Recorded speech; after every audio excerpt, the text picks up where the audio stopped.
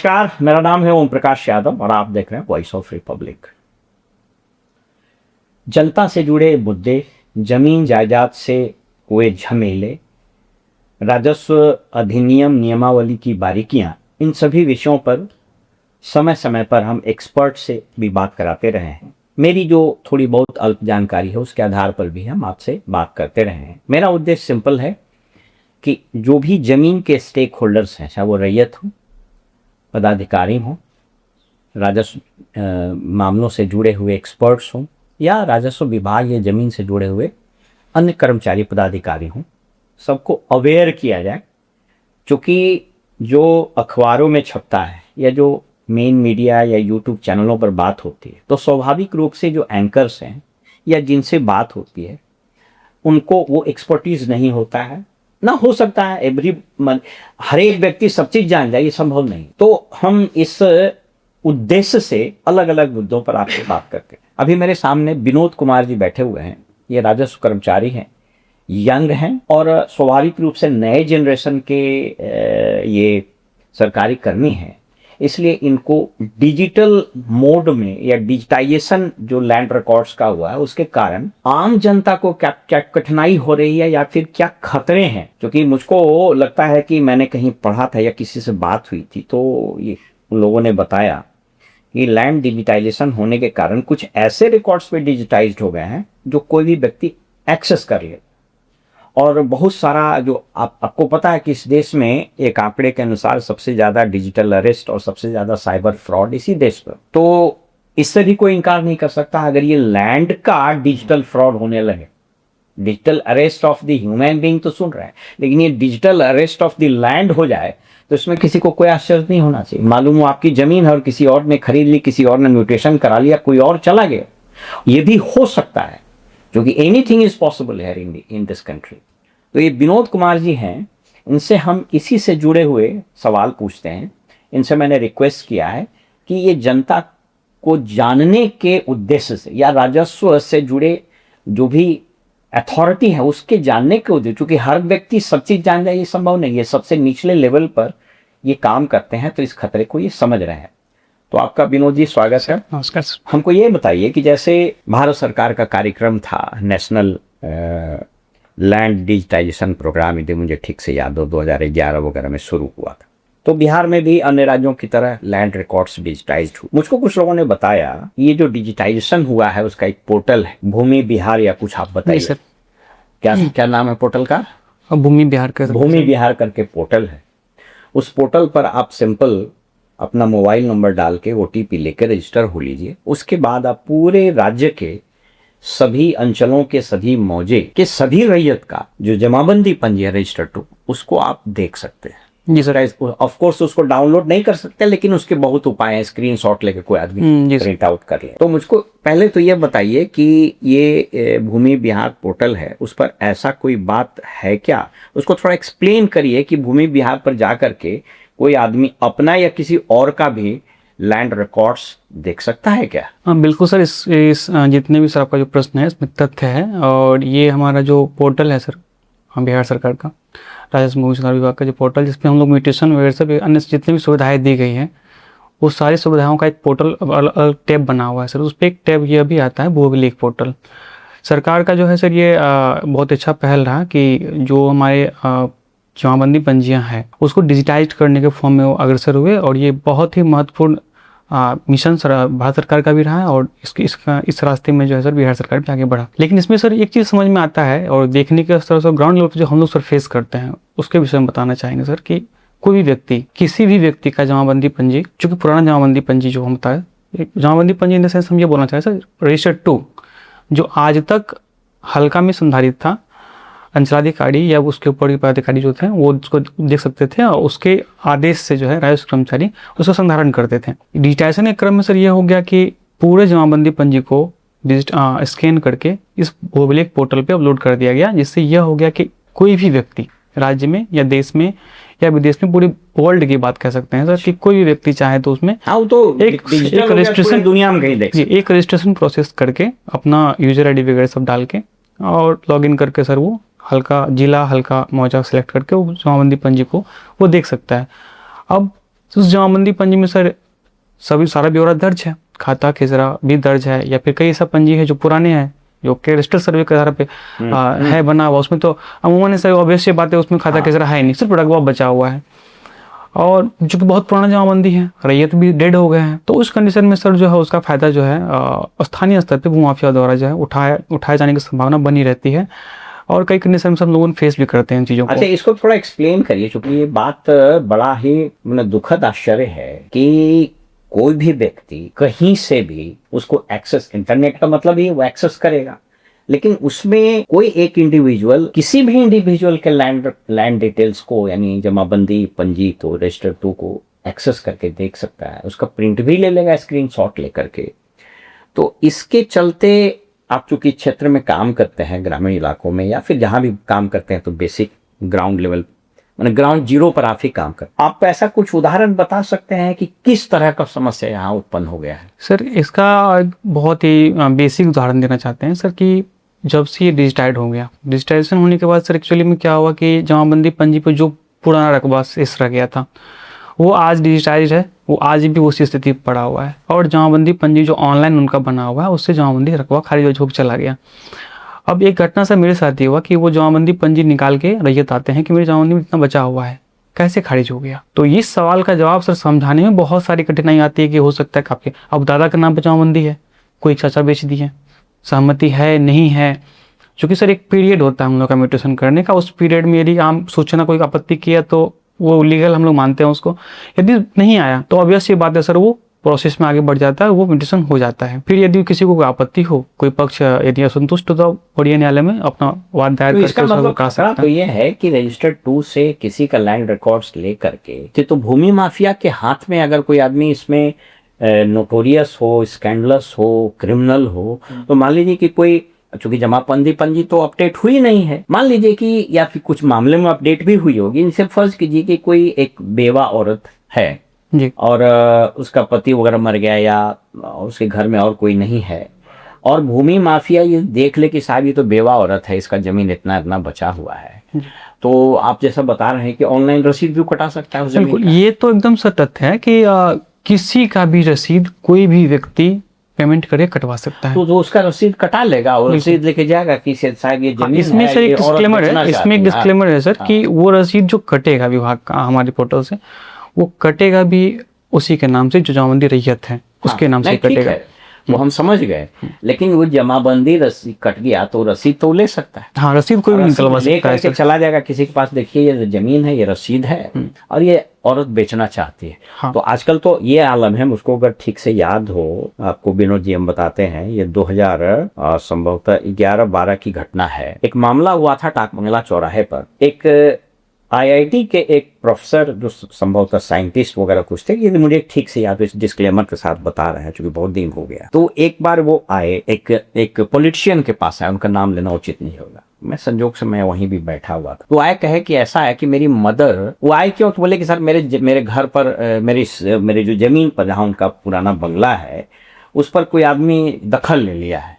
हम वहां गए तो कहा कि आपकी माँ बेचती है, तो बोली कि वो बहुत परेशान हुए, फिर एसपी डीएम वगैरह के यहाँ गए, कोई सुना नहीं, थाना में भी सुना नहीं।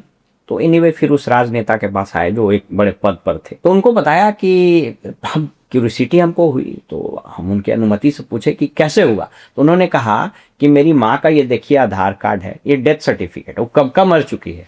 इस व्यक्ति ने एक फर्जी औरत को खड़ा करके पैन कार्ड बनाया, आधार कार्ड बनाया और उसी को खड़ा करके रजिस्ट्री करा ली और रसीद बना लिया।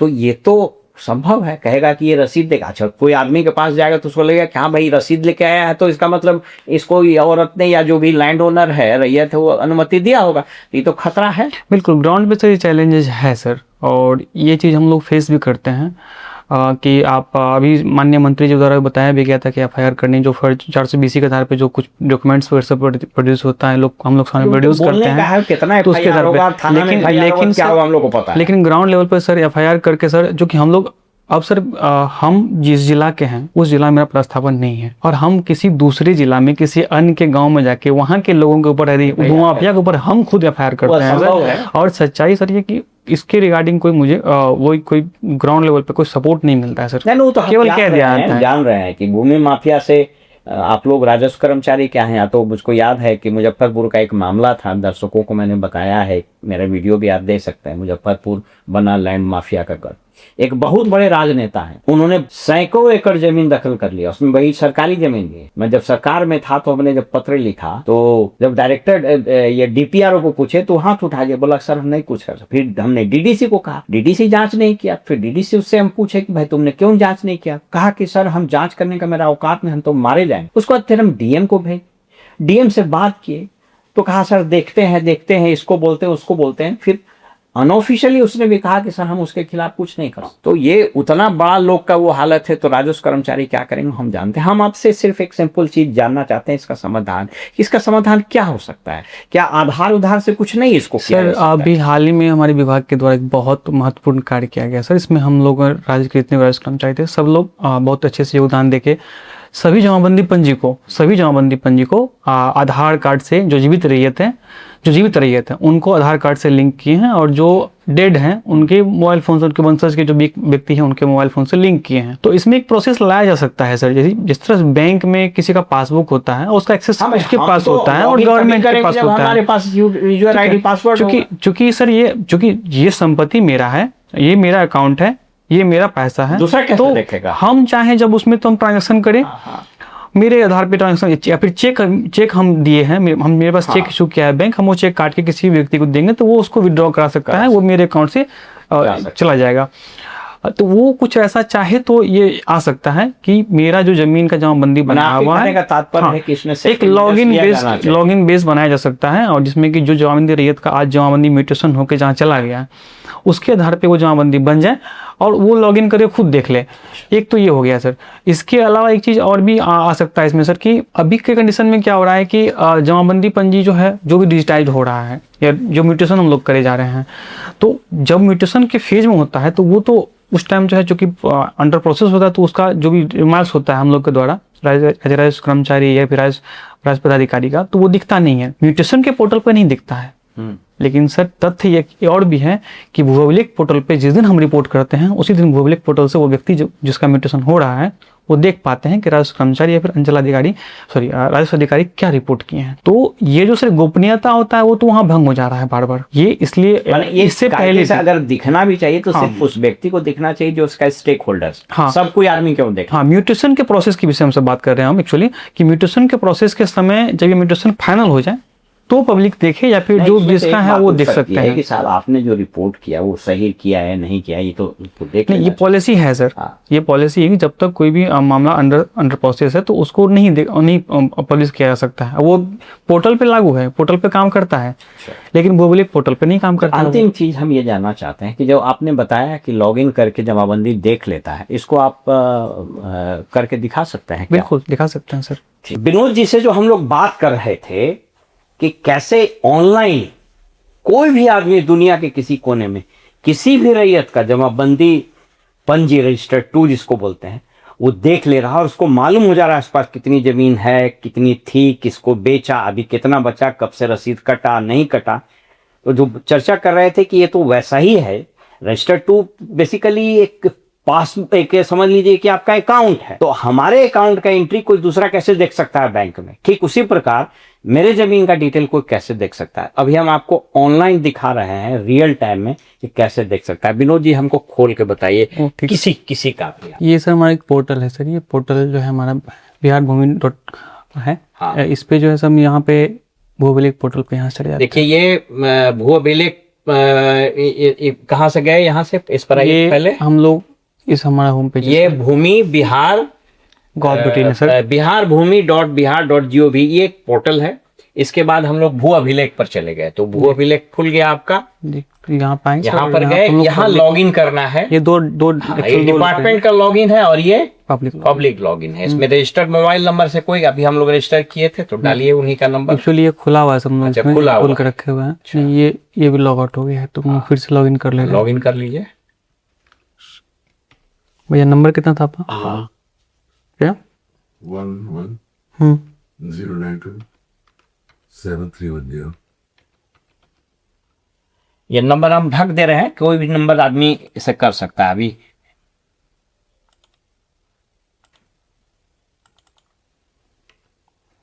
फिर से बोलिएगा भैया। 911 092 7310।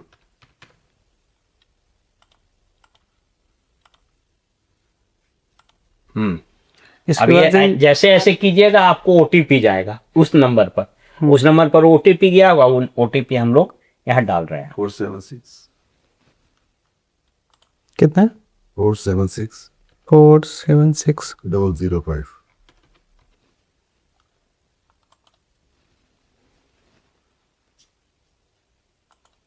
देखिए अब ये खुल गया। अब इसको समझिए कि सेलेक्ट डॉक्यूमेंट टाइप, तो यहाँ हमको पर बहुत सारा सर्विस है सर। बहुत सारी सर्विसेज है, लेकिन अभी हम जा रहे हैं केवल पंजी 2 पे जाते हैं। पंजी 2 जमाबंदी पंजी जो है, ठीक है,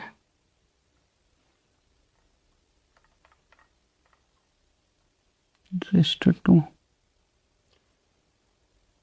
ऊपर होगा को लगता है।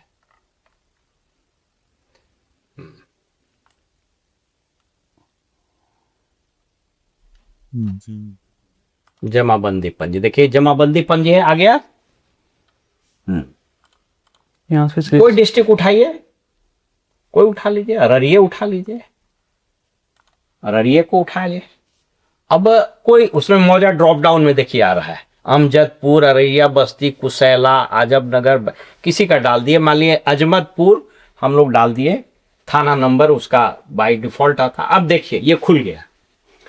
अब कोई व्यक्ति इसमें क्लिक करेगा उस पर्टिकुलर मौजा में, अजमतपुर, देखिए ये स्कैन कॉपी, ओरिजिनल कॉपी का स्कैन कॉपी 140 पेजेस इसमें है सर। अभी देखिए इसमें 140 पेज है। देखिए ये खोल रहा है, ये बड़ा है, तो इसमें थोड़ा टाइम लगता है। अब देखिए कर क्या रहा है, कैफे वाला स्कैमर जो माफिया है वो आदमी लगा दिया है।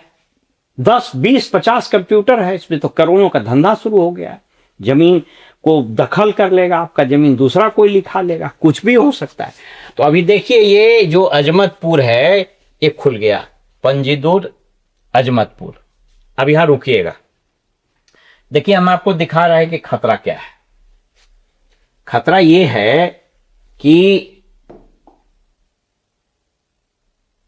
देखिए ये अररिया जिला, अनुमंडल अररिया, सर्किल अररिया, हल्का 6, ये अजमतपुर, ये देखिए मोहम्मद, ये कुछ नाम है, हम उसका नाम नहीं बताते हैं जानबूझ करके अभी आपको, ठीक है, कुछ है।